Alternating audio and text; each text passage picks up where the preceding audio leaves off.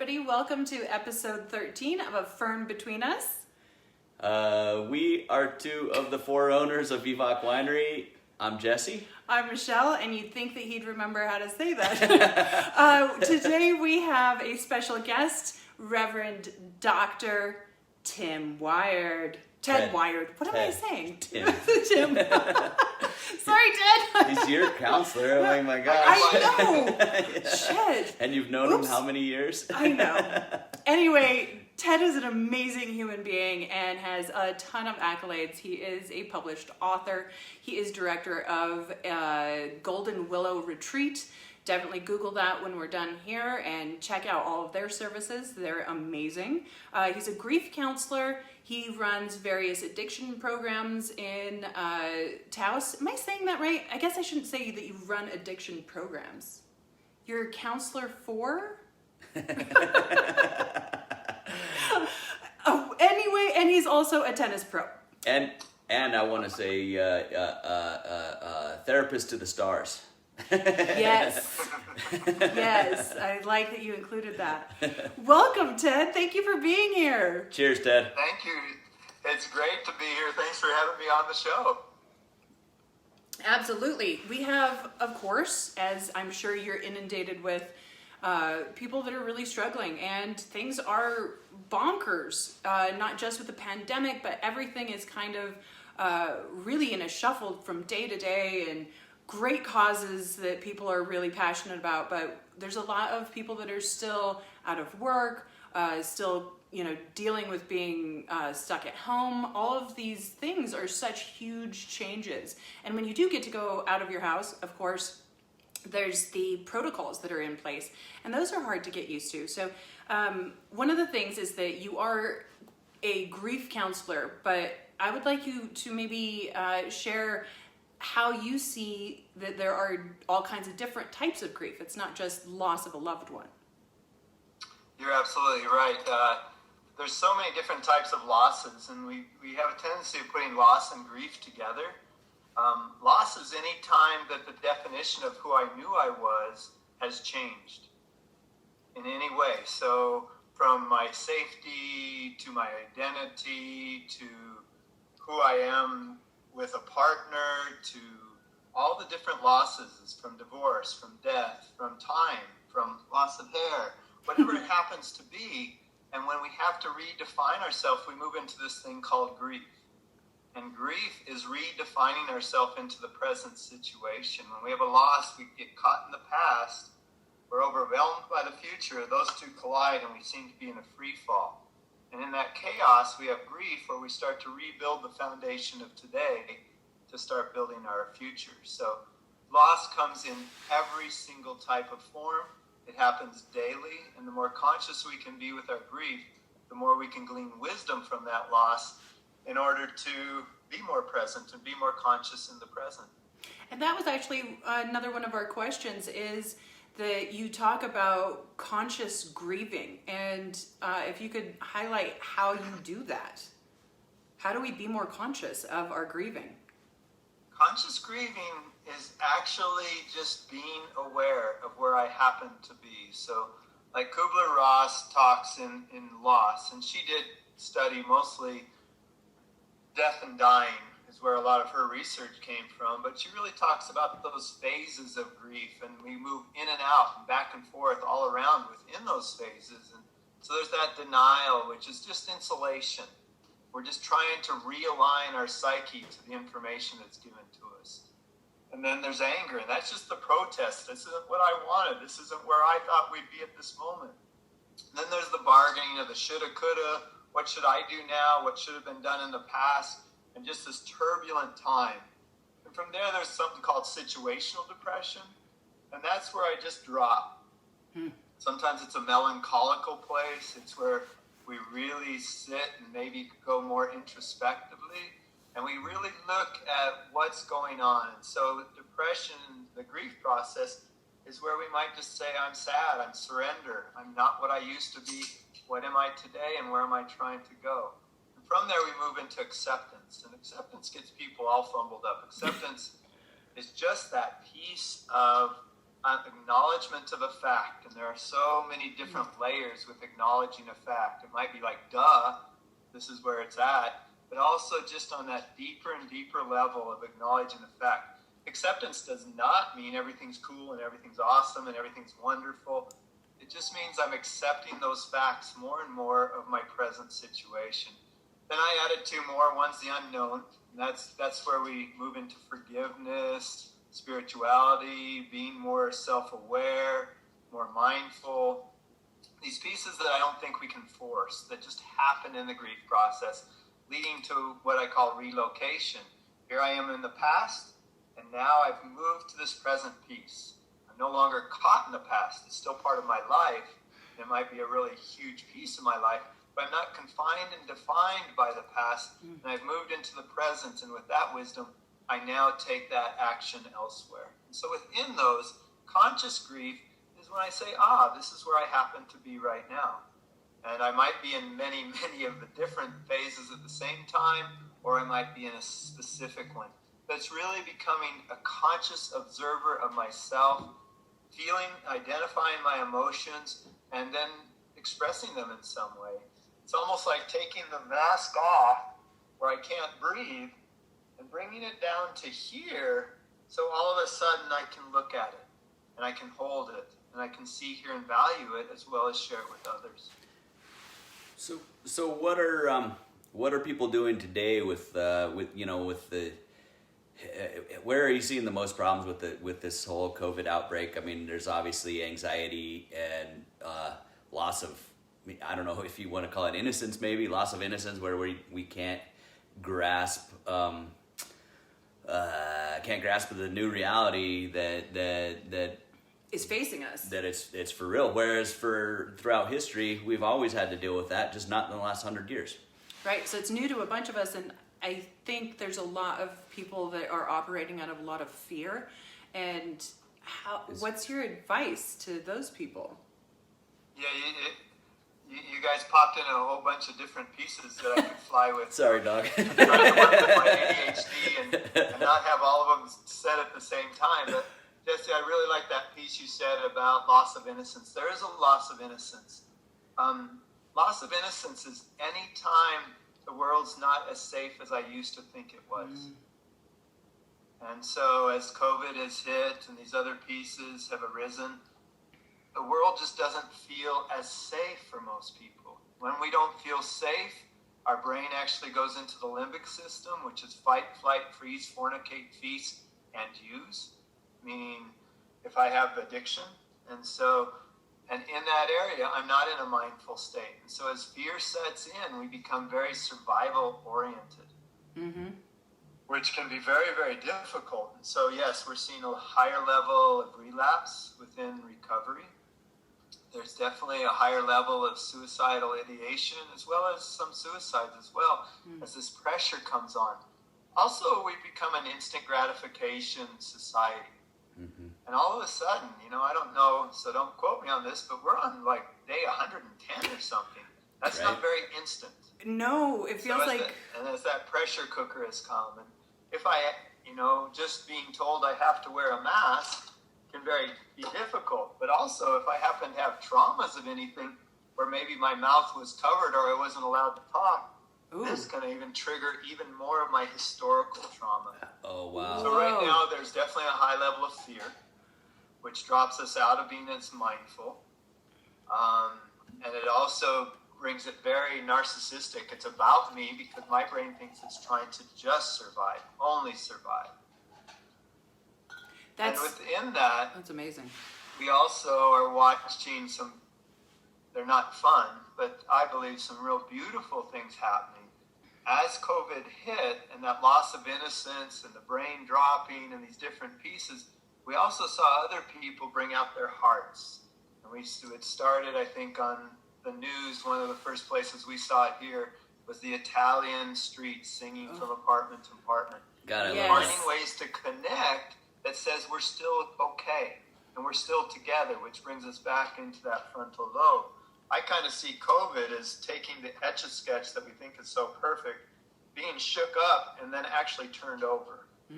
So all the systemic roots, all the dysfunctions, all the different levels of biasness, racism, sexism, all those roots have risen to the top, and we're looking at them going, what happened to my perfect little Etch-a-Sketch? And so as we're doing that, and then the pressure of time is magnifying these into different ways. And so the hope is from destruction leads to chaos that leads to the opportunity of conscious reconstruction, which I would call grief. And so in that conscious grief, we have the opportunity to glean the wisdom from that chaos and loss to build a better future. And so we're watching a lot of people have a very difficult time with anxiety, depression, addictive tendencies. And at the same time, we're watching beautiful things happen where people are coming together peacefully and finding heart and actually letting our brain get up to the parasympathetic, which lets us get up to the frontal lobe of somehow we'll be okay and we can do this together.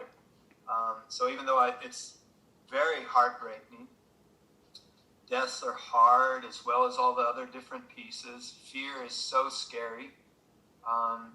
We're also seeing this piece, and I like to think of the acronym of fear as face everything and recover. Oh, That's awesome. As I gather the data, I might not even agree with all the data, but I'm willing to look at it. I might not agree with the two of you on something, but I'm willing to face it and just look at it. And from there, together as a collective, we can recover. I think we'd probably agree on almost everything. We're, three good-looking Tauseños. We're pretty. I can't imagine us disagreeing about anything. Jesse, the only thing is you could hand me some Kool-Aid and I would tell you that it's really, really nice wine. Yeah, we would disagree. Yeah, you're right. But we would agree that I don't know a thing about wine and I don't drink, so we'd probably still agree. We'd find common ground there, yeah. I am glad that you brought up the trigger point with some people having a difficult time wearing masks for that, because I think that there are so many people that are behind the idea of how important masks are and are really, really angry with people that are not wearing them or not wearing them properly. I know I myself get frustrated when I see the, mask is covering the mouth but not the nose, and I think that's really important we need to be kind to each other and not just, damn it, you're doing it wrong, and angry with people, and know that maybe they're having a really hard time. They have triggers happening, and that actually flows into my next question, which is compounded, complicated grief. He laughs because he knows. I think I've heard that word. I think you might have coined the term. The compounded, complicated grief we all have, by the way. I actually think we're a world society of trauma, and trauma actually lives in that limbic system, not in the frontal lobe. Grief lives in the frontal lobe. That's a whole nother day if you ever want me back. But within the losses, we have a tendency of dismissing them. And so quite often it's like, oh, that didn't really hurt. Oh, that wasn't as bad as that. We have a tendency of dismissing them. And it's kind of like we're just putting them in the trash compactor and pushing them down and pushing them down and pushing them down until we're stuck or it blows out sideways. What happens is all of a sudden my loss is connected to all those other losses. So it's very hard for my psyche to categorize, which is how our brain likes to feel safe. Even for a laissez-faire person, they might not want to admit that. But there's a way that our brain's trying to categorize. So if all of this stuff comes rising up due to our latest loss, because the trash compactor's so full, we don't get to categorize because it's not just one loss. So it's like a big sap ball, and wherever I go, I'm just stuck in some of the sap. Over time, as I start pulling it apart, I can identify, and then I can look at this loss. Then I can look at this loss. Through that, I can start to chisel away and decrease that compounded, complicated grief, which just seems so overwhelming and then can make us feel so futile. You, that was beautiful, and I'm gonna take this way down a few notches and say this is a show where we talk about sexual innuendos a lot. That complicated sack ball was pretty interesting phrasing. Sap. Oh, sap. I thought it was sack ball. Sticky, you know? Well, Okay. okay, I mean, I'm not going there. But... Oh, sorry, Ted. No, I used to use another term, and now it's become not allowed. And it was from the Uncle Remus stuff, and it was the scarecrow made out of tar.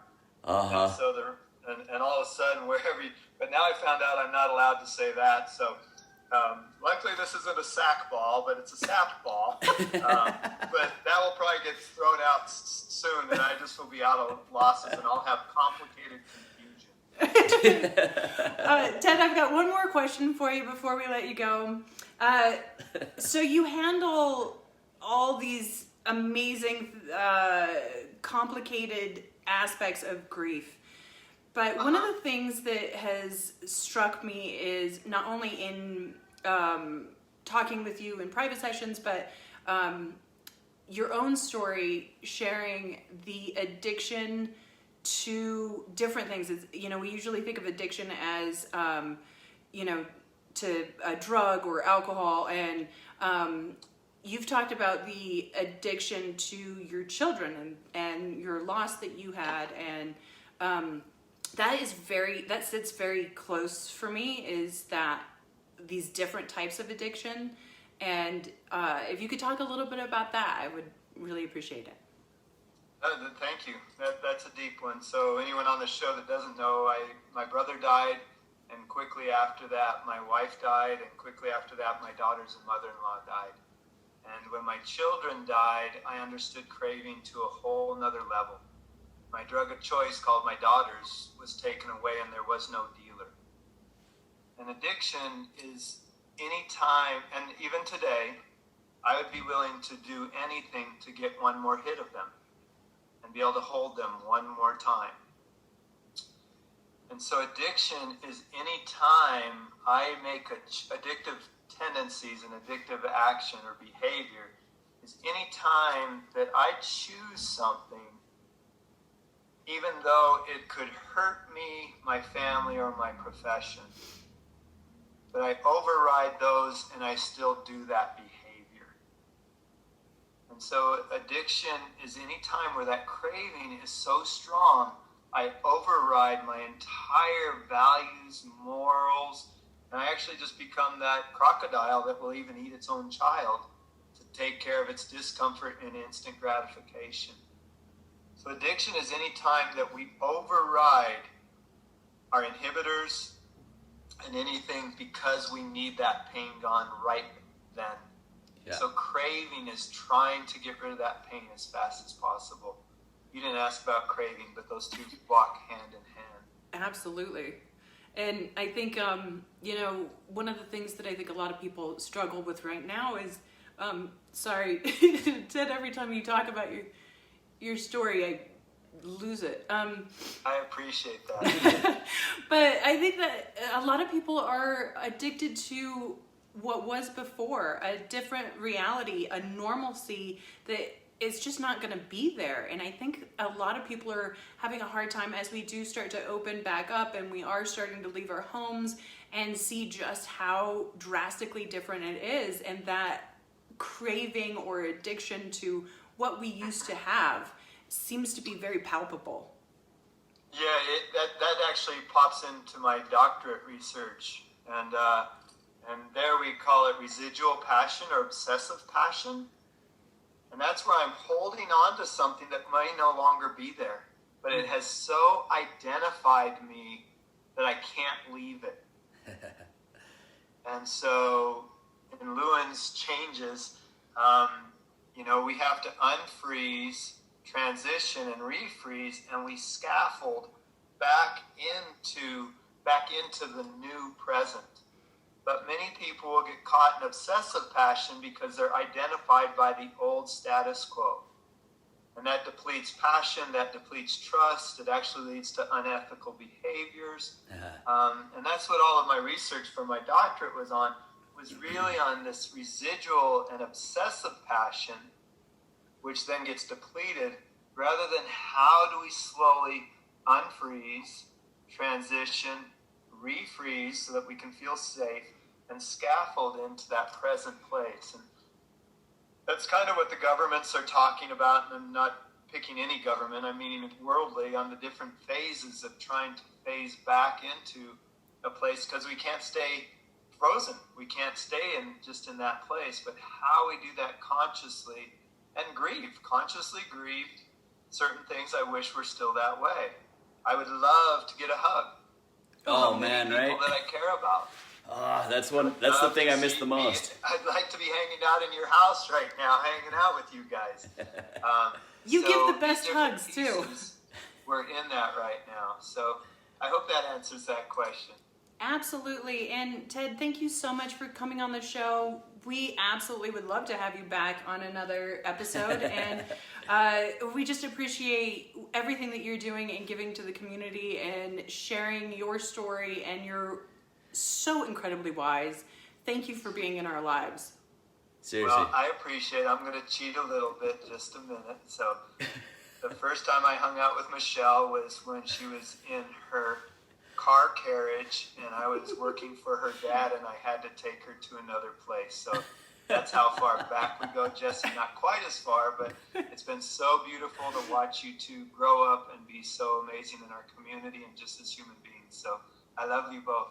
Oh, We love you so too, much. man, and you're definitely way more amazing in our community than we are, but we're trying and we're striving. We love you, man. Let's keep trying. Love you. I'm out of here. I'm going to go have crab cakes.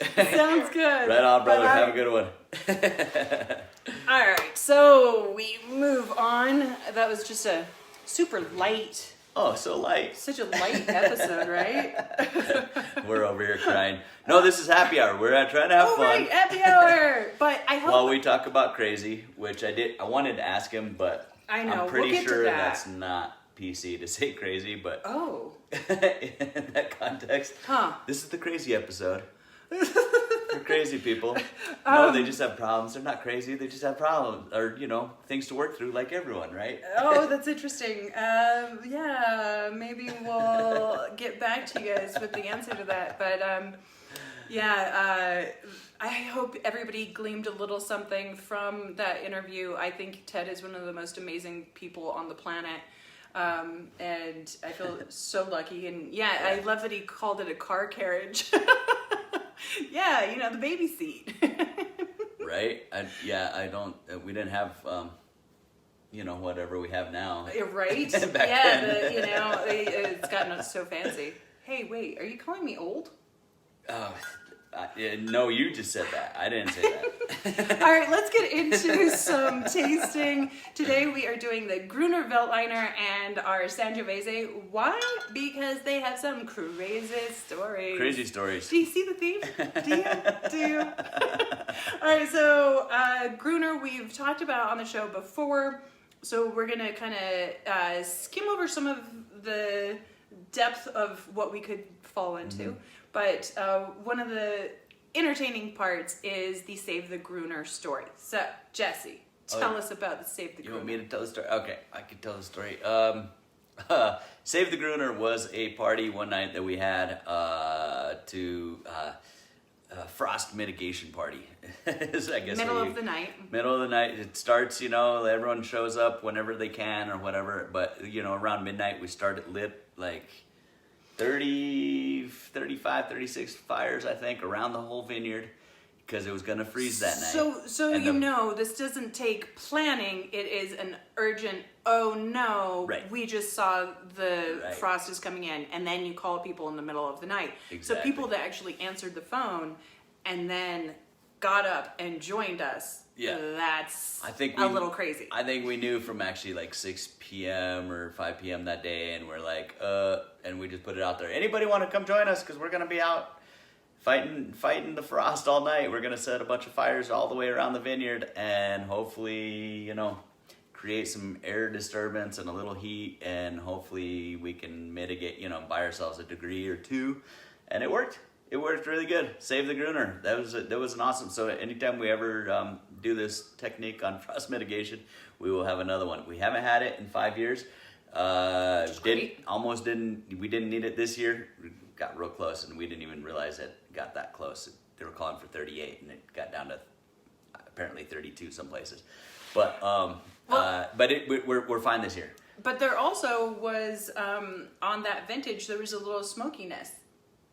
Yeah, but Was that's that not from from- that. No, yeah? it's not from that. No way. Okay, because No that's way. something that a lot of people have talked about with Yeah. the California vintages that have these That only repeated happens. fires. So Yeah, that it only comes out. happens if the grapes get smoke on them, like within 2 or 3 weeks before harvest. Then they can have a smoky taint in the wine, which can be And that can also be almost barrel. pleasant or alluring, or it can be all the way to, some people absolutely hate it, and some people really kind of like it. So, but that hasn't happened to us yet because of actual fires. Thank you.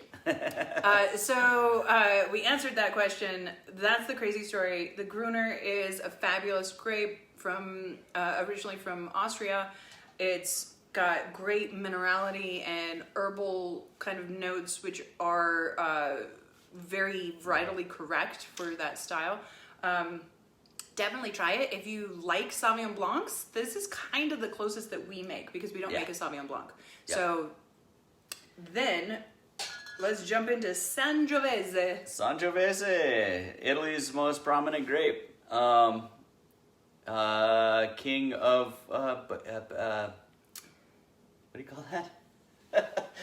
Brunello? Brunello, thank you. King of Brunello, King of Tuscany. This is the grape that they use in all of that. Brunello uses 3 different clones. Tuscany, more. Chianti, all of Chianti is Sangiovese base. They have thousands of names for different names for Sangiovese in Italy. It's really, really widespread. Different clones, like lots and lots of different clones. I won't say millions because that's a lot, but it's not. It's more like it's in the hundreds of different clones. Okay, so But why did you choose Sangiovese to be the very first wine you ever made? So the reason it's called crazy, this wine's also in the crazy category, is because it's the first wine we ever made. I'll get back to that story. No, I'll tell that story first. So I was living in the back in my high school bedroom in the back of my parents' house, and Chris and I said, "Dude, let's buy a barrel and we'll make wine this year." So this is 1999. 1998 is when we decided we would open a winery. 1999, we bought a $1,000 barrel, French oak barrel, because we wanted it to be right. Which is a lot for kids. It's a lot for kids. Chris is in college. I'm just out of college. We had no money, $0.0. Which is why you were living with your parents. Which is why I'm living with my parents, and in my high school bedroom, and we I remember put this that bedroom. French. She does. Both from high school and from college, and then from after college. It's bad. All right. Maybe we were meant to be together, though. Thank you. Finally, something romantic. It's so romantic. The hearts emojis. Flying All up right, into so tell the story. So we bought a French oak barrel, and bought I can't remember, a half a ton of Sangiovese grapes. We loved the Chiantis and the Brunellos, and we were just like, let's make one of those. We knew we weren't going to compete with the world's population of California of cab or whatever. So we're like, but let's find what's a really good grape that's kind of underserved here in the U.S. and because we're already thinking business, and that's how we ended up with Sangiovese, because we love Sangiovese. So we called up Paolo, said, dude, I want a half ton of Sangiovese grapes. Grape grower in the southern part of the state. They dropped it off at the neighboring winery, La Cherpada, and we took that half ton. We had to borrow a bin, all the stuff, and then we crushed it. We put the press on the back of a pickup truck and pressed the grapes off into some stainless steel barrels that were old old Coca-Cola kegs that had been with the top cut off, and we're like, and we, so we fermented it in there, and then pressed it, and then put it back in there, and then we put it into a barrel in my bedroom, hoping it wouldn't get to like 100 degrees, like, because that would kind of ruin it. And and we put a bung in it, but we didn't know about bungs and all this How stuff. any of it really worked, or and so the pressure, try. we put a solid bung in, and it didn't have an air bubbler, so like the air couldn't release if it expanded when it got a little warmer, or contract when it get a little. So it pushed the bung out, and the stain on the diamond, which means explode. The diamond finish wall in my parents' back room is still there today. It's this beautiful diamond finish. It's awesome, and it's got this big purple splatter all over the whole thing. Yeah. We also, by the way, ruined that vintage by turning it into vinegar. It turned into great You don't wine. say. It turned into great wine, and then kept on going and turned into great vinegar, or not even great vinegar. It just turned into vinegar. We'd never got to drink it. We never got to. Well, luckily, And we all used- of your skills and education have improved so that now, what is this, 2018? 2018 Sangiovese is beautiful. It's rich and complex. It's similar to a Chianti Classico Reserva in my mind. It's one of our, obviously one of our biggest sellers. We had switched over to Dolcetto as like our most cost effective wine, or what do you call it? Cost effective? I like to call them entry level price point, Right. where that's where most people want to shop first. Then they try the wine, they get excited about it, and they're willing to purchase the more expensive wines. However, if your entry level wine is, not that great, then they may not want to purchase the higher level. And that's one of the things I love that Chris and Jesse have done, is put some of our rock star wines, like the Sangiovese, which won a gold at the Great American International Wine Competition, at a really reasonable price. Yeah, we try to $16 by the bottle. $16. It's our most reasonably priced. Our Master Club, Wine Club members that are at the Master level get it for $12 a bottle. It's incredible value. This is a $25 bottle of wine, easy. I think anybody would agree, but anyway. Yes. All right. Well, so we do have a couple of crazy questions. Oh, crazy questions. Yeah. Karen over here has been a little wild today. She's been crazy? She's been a little crazy. And so we actually have a couple of questions about Karen. So that's kind of fun, because that's where this whole show came from. Me going crazy talking to the houseplant. So what would be better? So people want to know what Karen's favorite wine is. And so I have a take. What is it? Do you know? Well, I have a take. I mean, her and I are like this, so. But I was curious. I'm out if all day. you- I have no idea. You're sane. So what I would would say you guess? I would guess Vino Verde, because she's green, and that's Portuguese young Wow. white, and it's awesome, by the way. That's so fancy. But- I was going with Chardonnay with ice in it. Oh shit, Karen. Oh, I didn't mean to curse. I know, I did it earlier. Did you really? Yes. Well, Damn I it. called Ted Tim. What? And then you said that. Talk about crazy. I'm sorry. I don't know. Anyway, so I think it's, a little bit tacky, but she loves it. Tacky. The other question is, what is Karen's advice for mental health during these times? So clearly, I can't really take that because I talk to a houseplant all day. I So- think I know what I would say. Yes. And I just came up with this right now, guys. I never heard this, or I never heard the question. She would say, just leave it alone. Oh no! Oh, dad joke. Dad joke. Leave it alone. All right. I love That's good, you. right? That's really funny. I enjoyed it very much.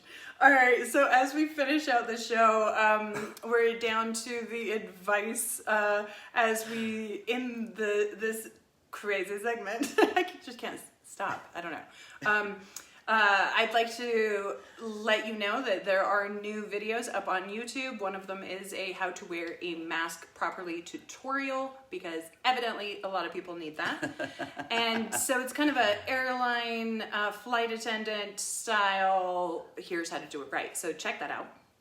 Exactly. And our final note for tonight is small businesses or mom and pops. They're having a really hard time. They're really trying to be responsible and open responsibly. So if you don't agree with the opening back up, that's fine. But, and I'm gonna go ahead and use a bad word here. I'm just gonna go with it. Don't be a dick. Really. Just don't. Right. We are really struggling trying to get by. You don't need to blast the local businesses and be hideous. Right. That's not community effort. We've got a we've got the town crazies blasting the two most responsible companies in northern New Mexico that I know of, us and New Mexico River Ventures, for not following protocols and blah blah blah. They don't want tourists here. They don't want COVID to come to New Mexico, but you know, that's not what we're doing. It's not what we're doing. We're using, it would be safer to stay at home. Everybody stay at home, but small businesses, we can't stay out of business forever. Why should all the corporations get to open when the small business, the mom and pops, have to stay closed because people are freaking out that the mom and pops are the reason the COVID is coming? No, the people are coming either way. The government can shut it down. If the government doesn't shut it down, we have to be open. I mean, if we still have to pay our bills, which are, in our case, enormous. It's $50,000 a month, guys. Like, do you have $50,000 a month to pay for bills? And yes, there are these tiny loans out there. We are taking those. We are doing everything that we can. We also employ a lot of the local community, so they won't have jobs. So as well, this is an important aspect. We also, our loans that we've taken out are with family and friends, and we can't. Right. We can't just claim bankruptcy like maybe Walmart or Smith's or Albertsons can, because all their loans are with with banks. Yeah. We're not gonna mess over anybody, but we are doing our best. We're trying. I know New Mexico River Ventures is doing their best. They're the most upstanding rafting company that there is, and they are really, really, really trying. Some of the other ones might be more, fly by night a little bit, or not. Who knows? I mean, who knows? But I know that they're doing their part. We're doing our part. Thank you for those of you that are supporting us. And all the other wineries in the area that I know of are doing great. As good as can possibly be expected. The customers are the hardest part. Nobody wants to wear these masks. We don't want to wear the masks. Nobody wants to wear the mask. We're there trying to say, please, please, please wear a mask right now. You have to. New Mexico state law, and it's working. And people are working. Really complying, and it's We're doing awesome. great. So that's our rant. That's our rant. Our crazy rant. Our crazy rant. Yeah. Our crazy rant about the crazies. Yeah. Thank you guys so much for tuning in. And next week we are actually going to taste two Montepulcianos, a bottled version and the upcoming version that we are actually going to pull from a barrel. Different versions of the same wine. Same grape. It's going to be fun. 2 different years. Cheers, guys. Cheers. Thank you. Enjoy.